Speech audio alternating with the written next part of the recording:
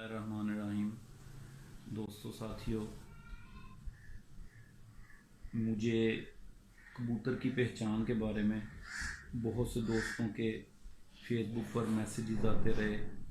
اور کالز بہت سی آئیں، اور جیسا کہ آپ کو پتہ ہے کہ میں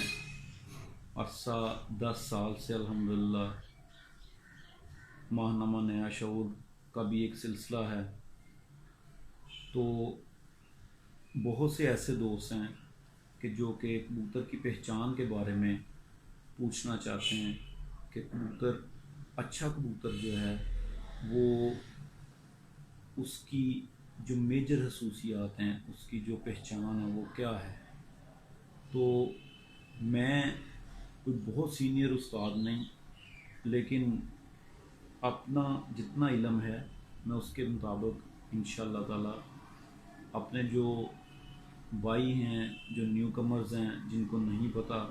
میں ان کو ضرور بتانے کی کوشش کروں گا کہ وہ ایک اچھے کبوتر کو کس طرح سے جانچ سکتے ہیں، پہچان سکتے ہیں۔ تو ساتھیوں، سب سے پہلے جو اچھے کبوتر کی پہچان ہے، آپ کو اس اچھے کبوتر کی پہچان کرنے کے لیے جس کبوتر کو آپ پکڑ رہے ہیں، آپ کو اس کی نسل کا بھی پتہ ہونا چاہیے۔ آپ کو اس کی نسل کا پتہ ہونا چاہیے کہ یہ کبوتر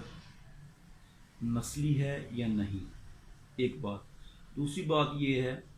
کہ اچھے کبوتر کے 2 کرائٹیریا ہیں۔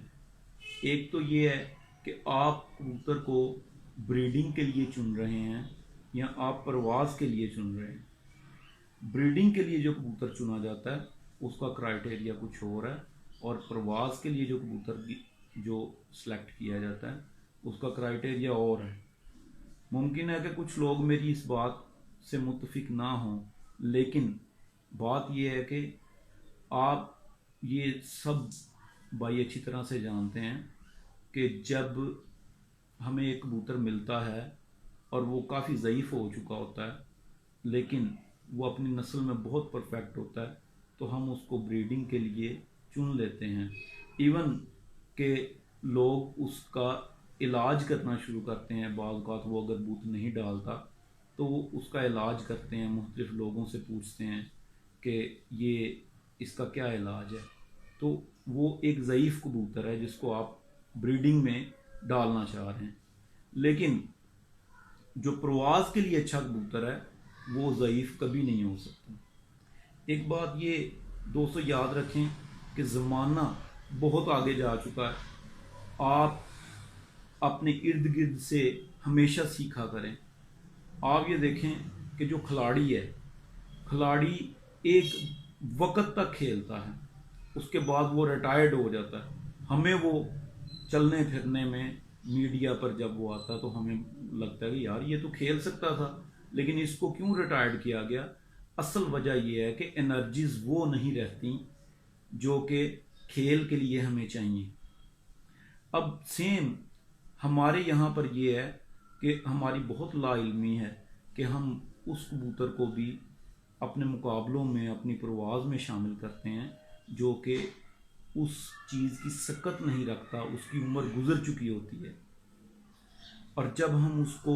مختلف ادویات کا سہارا لے کر اس کو اٹھانے کی کوشش کرتے ہیں تو وہ باہر لاچار گر پڑتا ہے۔ اور یہ جو 2 مختلف کرائٹیریا ہیں کہ آپ جس کبوتر کی پرکھ کرنا چاہ رہے ہیں، جس کبوتر کو آپ لے کر اپنے ساتھ لے کر چلنا چاہ رہے ہیں، جس کو بریڈنگ میں ڈالنا چاہ رہے ہیں یا پرواز میں ڈالنا چاہ رہے ہیں، یہ 2 الگ الگ چیزیں ہیں۔ تو سب سے پہلے اگر آپ بریڈنگ کے لیے کبوتر لے رہے ہیں